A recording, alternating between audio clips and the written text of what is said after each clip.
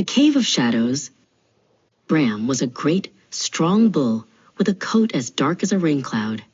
He spent his days in the high meadows, munching on sweet clover and enjoying the warm sun on his back. Bram was kind to the smaller animals and never used his strength to frighten anyone. He lived a peaceful life among the hills. One afternoon, a shadow fell across the meadow. It was Leander the lion, the swiftest hunter in the land. Leander let out a mighty roar that shook the trees.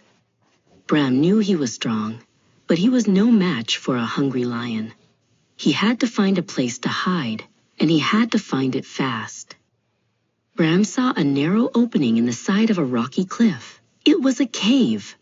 He scrambled over the loose stones and squeezed his large body through the entrance just as Leander reached the rocks. Inside, it was cool and dark, smelling of dust and old hay. Bram took a deep breath, trying to quiet his pounding heart. As Bram's eyes adjusted to the gloom, he realized he wasn't alone. A small goat named Gideon lived in this cave. Gideon was much smaller than Bram, with spindly legs and sharp, curved horns. Instead of welcoming his guest, Gideon narrowed his eyes and lowered his head. He didn't like sharing his space. Suddenly, Gideon lunged forward. He butted Bram right in the ribs with his hard head. "Get out!" Gideon bleated.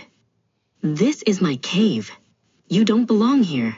Bram winced from the pain, but he didn't move. He knew that if he stepped outside, Leander would be waiting to catch him. Bram looked toward the cave entrance. He could see Leander's large paws pacing back and forth just outside the opening. The lion was waiting for any sign of movement. Bram stayed as still as a statue, even as Gideon backed up to strike him once again.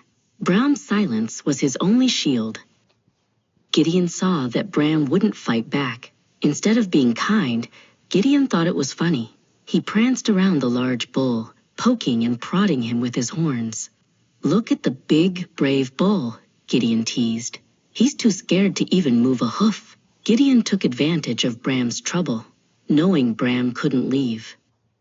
Hours passed, and the sun began to set.